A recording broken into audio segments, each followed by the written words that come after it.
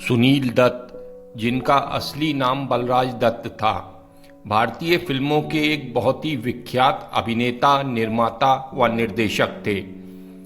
दत्त साहब ने कुछ पंजाबी फिल्मों में भी अभिनय किया था। इसके अतिरिक्त उन्होंने भारतीय राजनीति में भी सार्थक भूमिका निभाई। दत्त साहब मनमोहन सिंह की सरकार में 2004 से 2005 तक खेल एवं युवा मामलों के कैबिनेट मंत्री रहे। इनके पुत्र संजय दत्त भी फिल्म अभिनेता हैं। ये किस्सा उस वक्त का है जब दत्त साहब फिल्म इंडस्ट्री में नहीं आए थे, वो कॉलेज में थे। उनका कॉलेज भी पूरा नहीं हुआ था, लेकिन फिर भी वो रेडियो सिलोन में जॉब कर रहे थे। दत्त साहब उन दिनों रेडियो इंटरव्यूअर हुआ करते थे। उनका काम था फिल्मी सितारों का इंटरव्यू करना। एक दिन वो दिलीप कुमार का इंटरव्यू कर रहे थे। उस दिन रेडियो सिलोन के स्टूडियो में दिलीप कुमार के साथ डायरेक्टर प्रोड्यूसर रमेश सहगल भी आए थे। रमेश सहगल ने जब बलराज दत्त को देखा तो उन्हें बलराज की आवाज और उनकी शख्सियत बड़ी पसंद आई।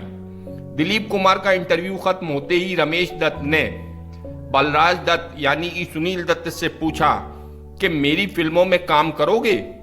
दत्त साहब बड़े हैरान हुए।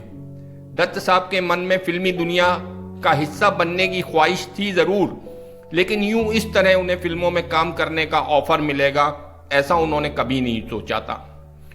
उन्होंने रमेश सहगल जी से कहा, मैं आपकी फिल्म में काम जरूर करना चाहूंगा, लेकिन मैं पहले अपना बीए कंप्लीट करना चाहता हूं। 1 साल में बीए कंप्लीट हो जाएगा, आपको तब तक रुकना होगा। रमेश सहगल ने बलराज दत्त की शर्त मान ली। फिर पूरे 1 साल तक रमेश सहगल बलराज का बीए पूरा होने का इंतजार करते रहे। जैसे ही दत्त साहब का बीए कंप्लीट हुआ, वो रमेश सहगल से जाकर मिले। रमेश सहगल ने उन्हें अपनी फिल्म में साइन कर लिया। वो फिल्म थी रेलवे प्लेटफॉर्म, जो साल 1955 में रिलीज हुई थी। हालांकि इस फिल्म में बलराज दत्त को सुनील दत्त के नाम से लॉन्च किया गया था, लेकिन बलराज दत्त सुनील दत्त कैसे बने, इसके पीछे भी एक छोटी सी कहानी है, लेकिन काफी दिलचस्प है। ये वो दौर था जब बलराज साहनी फिल्म इंडस्ट्री का बड़ा नाम हुआ करते थे। साथ ही बलराज विज नाम से एक कलाकार और भी थे। ऐसे में दत्त साहब को लगा कि उन्होंने अपना नाम ना बदला तो उनकी एक अलग पहचान नहीं बन पाएगी।